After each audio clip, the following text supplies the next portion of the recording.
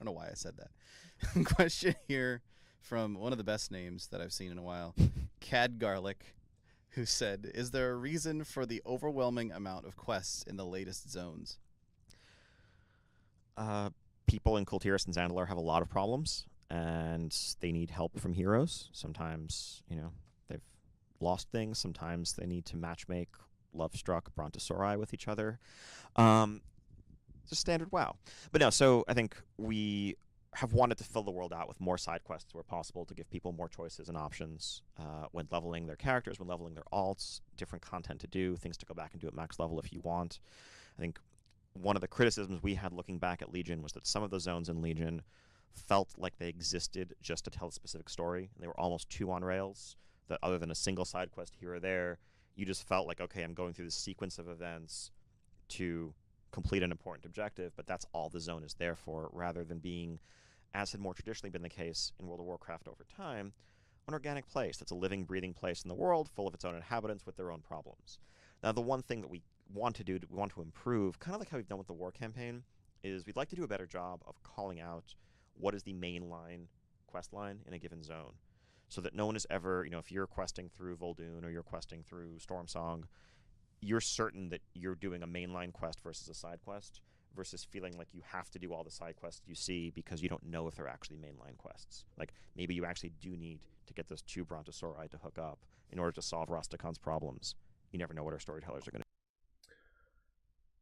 Another thing, it's just going to be a short one. You already have this. You have this system already in place, and I can see why casuals or people that have no access to the beta, for example, have no clue what they are going to do. If this is going to be the the story progress or not.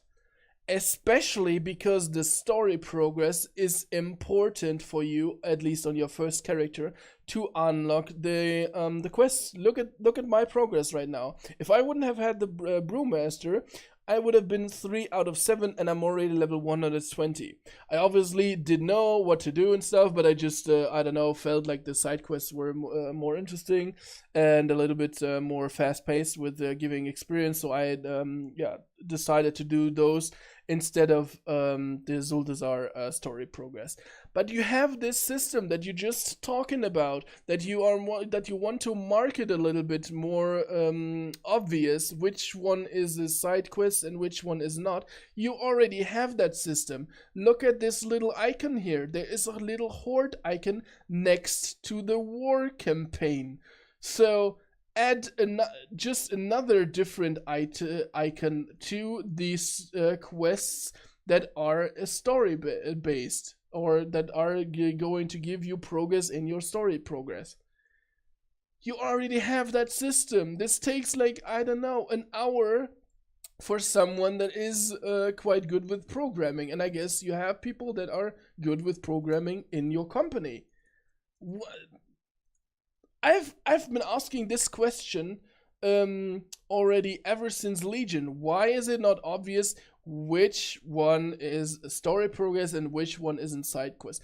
And now, after 3 years almost, I think it is, they have figured out, oh yeah, that makes sense, that the people that have no clue about the game, plus people that are doing the quests for the very first time, know what they need to work towards, because there is something that you get out of it. In Legion, you were getting a, I think, 800 item level item out of every single story progress that you were doing, so your questing and stuff was getting actually easier by getting that item, instead of doing, kill 3 kittens or something as a side quest or something like this. And every other game basically always marks what is the main storyline and what is the side quest. Even, Skyrim, I think, has the same stuff, where it's just like excluding the side quests a little bit further from the main quest. And yeah, that game is out, 15 years or something now. I don't know. It's hilarious that they have people working for them that are actually supposed to check the feedback from the players and actually see problems before they occur in the first place, and they just fail in my opinion at every turn. Anyway, let's go on. Gonna do. We're almost done, by the way. The key to saving Azeroth, as you can see, is I'm not even gonna finish that thought.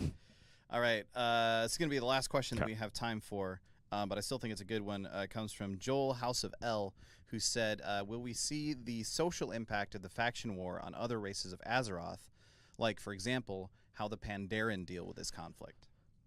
Definitely. I think this is a cool area that we're looking forward to exploring over the course of the expansion. We've seen little bits of it, but both the Alliance and the Horde are comprised of varied races with their own motivations, their own histories, and this war means something different to each of them.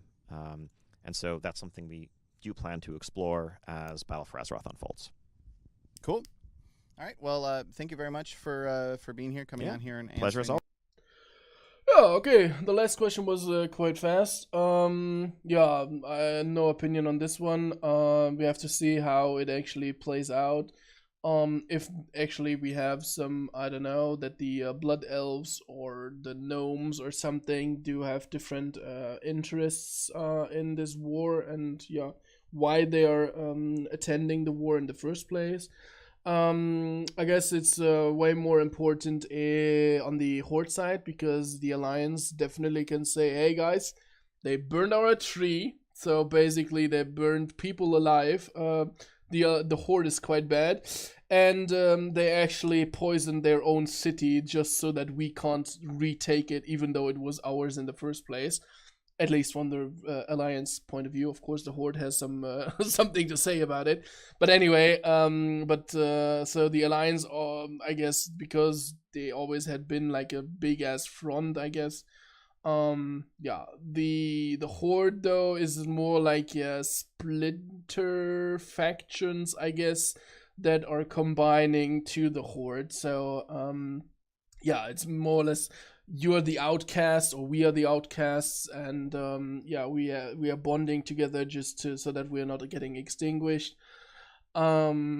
But I'm looking forward how they are going to explain, like why the goblins are in this, or why the trolls are in this and stuff like this. Trolls I can see already because of Zandalari and stuff, so that they are like already involved in the first place. But anyway, that's it for the video. I'm sorry that it took so long, but the video itself was like 1 hour, and I had to say a couple things as well. Although I think I made a couple of reasonable arguments, and I would really like to see your opinions in the comments. And even if there are counter arguments to the arguments that I have brought up, I'm willing to take a look at those, and then maybe even make a second video where I'm responding to what your counter arguments is and what my opinion about it is, or I will just write it into the comments. Thanks for watching, and see you in the next video.